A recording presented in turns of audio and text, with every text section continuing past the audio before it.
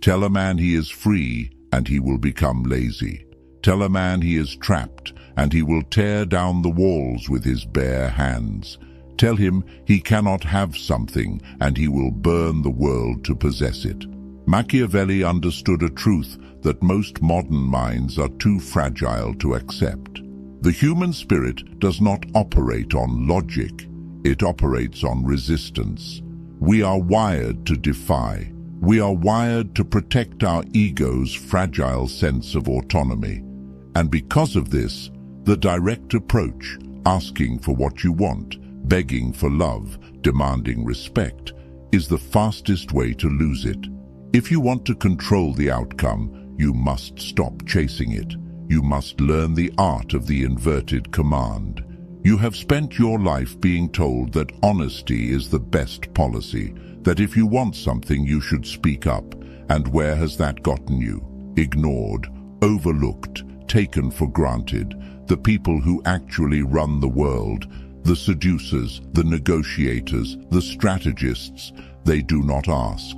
They engineer a reality where you give them exactly what they want, believing it was your idea all along. This is not a game. This is the architecture of human will. And once you see the strings, you can never go back to being a puppet. What follows are the 13 Machiavellian laws of reverse psychology. These are not parlor tricks. These are psychological weapons designed to disarm the ego, bypass resistance, and trigger the deep, instinctual drives of those around you. But a warning. To use these laws, you must first master the hardest person in the room, yourself. Because if you try to wield these weapons while your own emotions are out of control, they will backfire. They will destroy you. The blade is sharp and it cuts both ways. We will climb the ladder from simple resistance to the darkest corners of influence. By the end, you will understand why the person who cares the least holds the most power, and you will know exactly how to become that person. Let's begin. Law 1. The illusion of choice. The most primitive desire of the human ego is autonomy. The moment someone feels forced, their wall goes up. They will reject a good idea simply because it wasn't their idea. The amateur commands. The master offers options. Machiavelli knew that if you want a specific outcome, you never force the path. You curate the alternatives. You give them 2 doors. Door A is the outcome you want. Door B is an outcome that is slightly worse for them, but still leads to your objective, or perhaps an outcome that is unacceptable to them, forcing them to choose door A. Think of a child. If you tell him, "Go to bed," he fights, he screams, he asserts his dominance. But if you ask, "Do you want to go to bed now or in 5 minutes?" he chooses 5 minutes. He feels he has won. He feels he is the captain of his destiny. But in reality, he is walking into the sleep you designed for him. Adults are just children with bigger vocabularies and stronger defenses. In negotiation, never say, "This is the deal." Say, "We can sign this today and lock in the price, or we can wait until next quarter when the rates rise. It is entirely up to you." You have removed the pressure. You have handed them the crown of decision-making. Their pride is soothed. They will choose the path of least resistance, which is the path you paved. You are not the dictator. You are merely the architect of the landscape. They walk where they choose, but you built the roads. Law 2. The forbidden fruit. There is no magnet more powerful than a do not enter sign. In psychology, this is called reactance theory. When our freedom is threatened, we experience a visceral state of arousal to regain it. We want what is scarce. We want what is denied. We want what is behind the velvet rope. If you want someone to obsess over an idea, do not sell it to them. Forbid it. Frame it as something too advanced, too risky, or exclusive. If you want someone to pursue you, do not offer yourself on a platter. That is cheap, that is common, and common things are treated with indifference. Instead, create a barrier. I don't think we would work out. We are too alike. You probably shouldn't watch this video. It's too disturbing for most people. Watch what happens in your own mind. You leaned in, didn't you? The moment you tell someone you can't, their ego screams, "Watch me." They will work harder to qualify themselves to you than they ever would have if you had asked for their attention. By disqualifying them, you force them to chase your validation. You flip the script. You are no longer the seller, you are the prize. Law 3. The strategic surrender. Most people argue to win. The strategist argues to lose, temporarily. When you are met with a stubborn, aggressive opponent, pushing back only solidifies their stance. It's physics. For every action, there is an equal and opposite reaction. If you push, they push. So stop pushing. Pull. Machiavelli advised that sometimes, to conquer an enemy, you must first agree with him. When someone attacks you or your idea, do not defend. Agree. Amplify their point. Take it to its absolute logical extreme until it becomes absurd, or simply accept their premise with total calm. You're right. My plan is risky. We probably shouldn't do it. It might be better to stay exactly where we are and change nothing. Watch their eyes. They are braced for impact, ready for a fight. When you surrender, they lose their balance. They fall forward. Suddenly, they are the ones arguing against their own caution. Well, I didn't mean we should do nothing. By removing the resistance, you force them to fill the void. Often they will start arguing your side just to restore equilibrium. To master reverse psychology is to understand that you do not need to be the one driving the car. Sometimes you take your hands off the wheel, knowing the alignment will pull it exactly where you want to go. Law 4. The void of silence. We live in a world of noise. Everyone is broadcasting, explaining, justifying. Silence has become the most expensive commodity on earth, and because it is rare, it is terrifying. When you explain yourself, you deplete your power. You give others data to analyze, to critique, to dismantle. The Machiavellian knows that the less you say, the more intimidating you appear. Use silence as a vacuum. When you ask a question and get a half-truth in response, do not speak. Do not fill the awkwardness. Look them in the eyes and wait. The human mind abhors a vacuum. It panics in silence.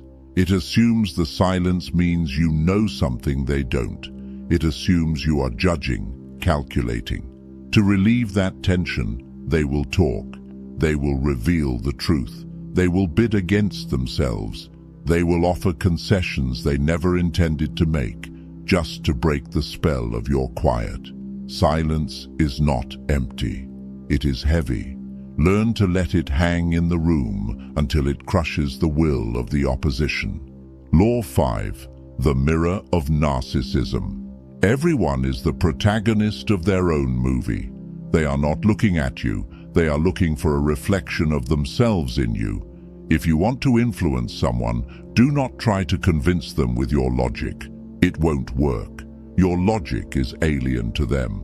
Instead, mirror their values, mirror their words, mirror their posture. But here is the dark twist.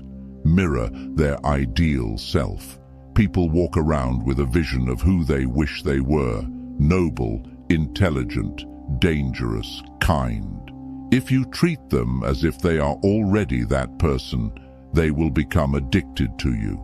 You become the mirror that shows them their best angle. I know you are the kind of person who values loyalty above all else. I know you are too smart to fall for that. I know you are a risk taker.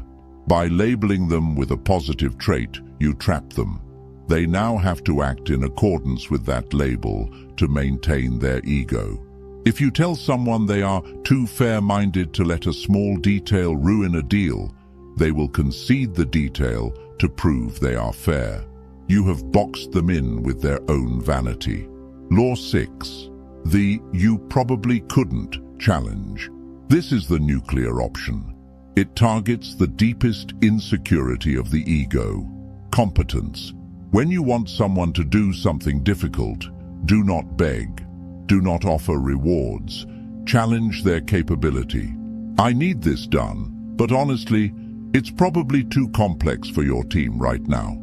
I might need to outsource it. I was going to ask you to join us, but I know you don't have the stomach for this kind of risk. The ego cannot let that stand. It perceives a threat to its status. It needs to prove you wrong. They will take on the burden, the risk, and the work, just to restore their sense of superiority. But be careful. This requires a delicate touch. If you are too aggressive, it sounds like an insult. If you are subtle, it sounds like a concern. And a concern is much harder to fight. You are protecting them from failure, and they will destroy themselves to prove they don't need your protection. Law 7. The anxiety of freedom. Kierkegaard said, "Anxiety is the dizziness of freedom." People say they want total freedom, but they don't. Total freedom is paralyzing. It is the abyss. When you tell someone, "Do whatever you want, I don't care," you are not liberating them. You are terrifying them. In relationships, the partner who demands knowing where the other is at all times is the weak one. The partner who says, "Go, have fun, do whatever you like," is the one in control. Why? Because by granting total permission, you remove the thrill of rebellion. If nothing is forbidden, nothing is exciting. Furthermore, your lack of possessiveness signals that you are not afraid to lose them. And that is terrifying. It signals that you have options, that you are secure, that you are the prize. Suddenly, they are not thinking about the freedom you gave them. They are thinking about why you gave it so easily. They will stay close, not because you forced them, but because they are afraid of drifting too far from your indifference. Law 8. The false weakness. Machiavelli wrote that it is sometimes useful to feign foolishness, to appear slower, duller, or more naive than you actually are. When you appear sharp, aggressive, and perfect, people put their guards up. They compete with you. They try to tear you down. But when you appear slightly flawed, slightly confused, or in need of help, they relax. They lower their shields. Their ego swells. They want to help you, to correct you, to teach you. I'm not sure I understand how this works. Could you explain your strategy again? In their eagerness to show off their intelligence, they will reveal their hand. They will give you the information you need. They will underestimate you. And there is no greater advantage in war than being underestimated. Let them think they are the cat playing with the mouse. By the time they realize you are the lion, their throat is already exposed. Law 9. Constructive pessimism. We live in a culture of toxic positivity. You can do it. Believe in yourself. It's noise. It's cheap. Sometimes, the best way to motivate someone is to agree with their doubt. When someone says, "I don't think I can do this," do not say, "Yes, you can." Say, "You're right. It's going to be incredibly hard. Most people would quit. It might not be worth the pain." This does two things. First, it validates their feelings, creating instant rapport.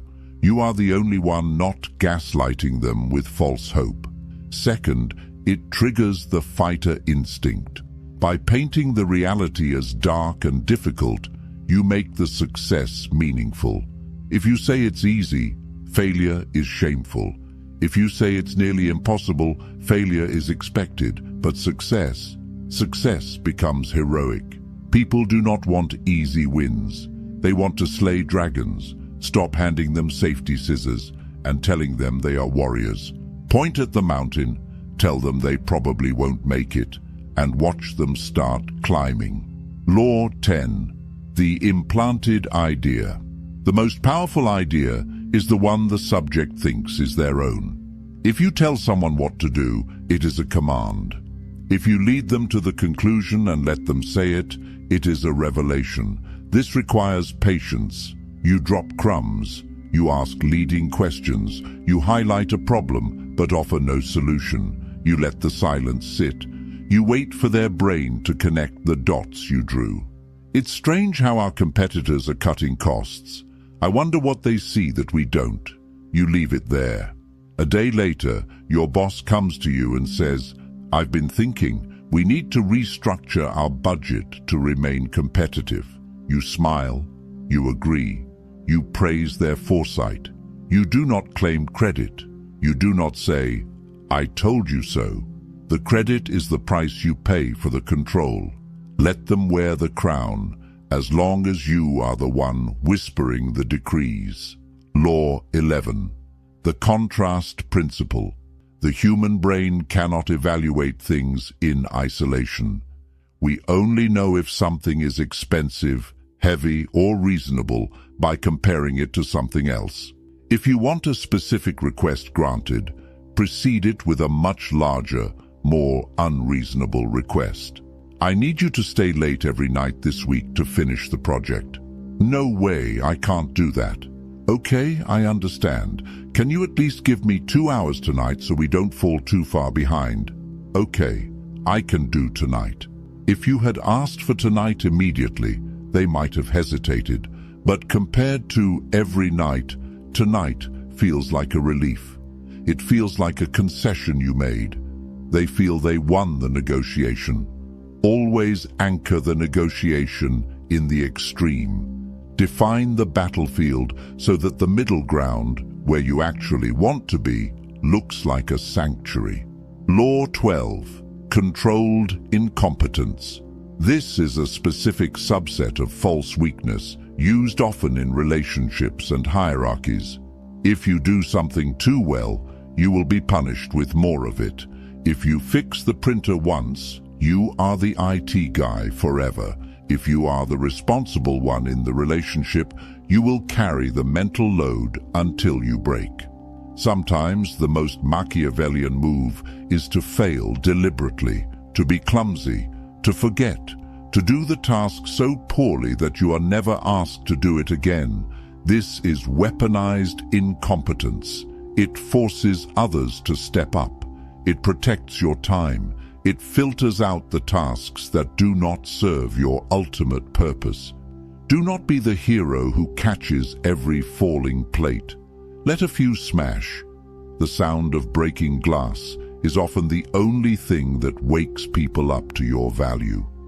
Law 13. The withdrawal. The final law. The most potent. We value what we might lose. You can be charming, skilled, beautiful, and intelligent. But if you are always available, you are worth nothing.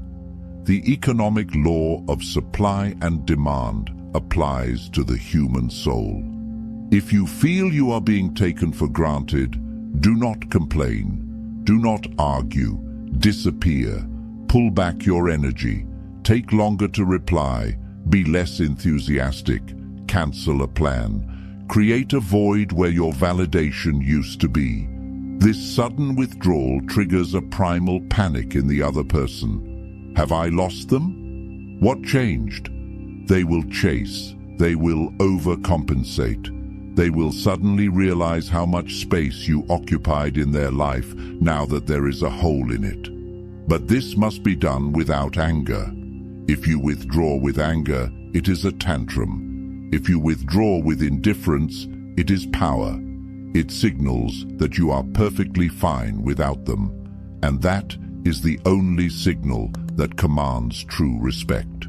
Now, pause, take a breath. You are listening to this and you are thinking about how to use these laws on your boss, your partner, your enemies. You are imagining the strings you will pull, but you are missing the point. Why do you feel the need to control them? Because you feel out of control. The need for manipulation comes from fear.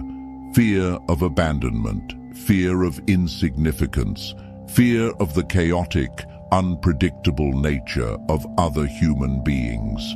You want to use reverse psychology as a shield, a way to guarantee outcomes in a world that offers no guarantees.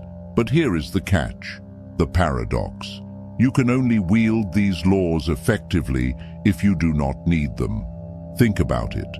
The person who is truly detached, who is truly secure, who truly doesn't care if they get the deal or the girl, they naturally apply all these laws without trying. They are scarce because they have a life. They are mysterious because they don't need to overshare for validation. They let others choose because they aren't afraid of the choice. The technique is just an imitation of the mindset. If you use these laws as a desperate trick to get someone to love you or respect you, they will smell the stench of your neediness. You cannot fake detachment for long. The mask will slip. So, the ultimate reverse psychology is on yourself. You must convince yourself that you do not need the outcome. You must build a life so rich, a mind so fortified, a purpose so clear that the rejection of others is simply data, not a wound. When you stop needing the world to applaud you, the world starts chasing you. So, here is your task. Do not try to use all 13 laws tomorrow. You will look like a psychopath. Pick one. Pick the one that scares you the most. Maybe it's silence. Maybe it's withdrawal. Maybe it's agreeing with an insult. Try it. Just once. Watch the reaction. Watch how the dynamic shifts. Watch how the energy in the room moves from them to you. And in that moment, you will realize that you have been playing the game with your hands tied behind your back. You have been playing by rules that no longer exist. You are not late to this knowledge. You are just in time. The world is a chessboard. Most people are pawns, moving blindly, reacting to the square in front of them. It is time you started playing like the hand that moves the pieces. If you are ready to stop being a spectator in your own life, if you are ready to learn the language of power that is spoken in the shadows, subscribe to the channel. We do not teach you how to fit in. We teach you how to transcend. I'll see you in the next video. Don't let them see you coming.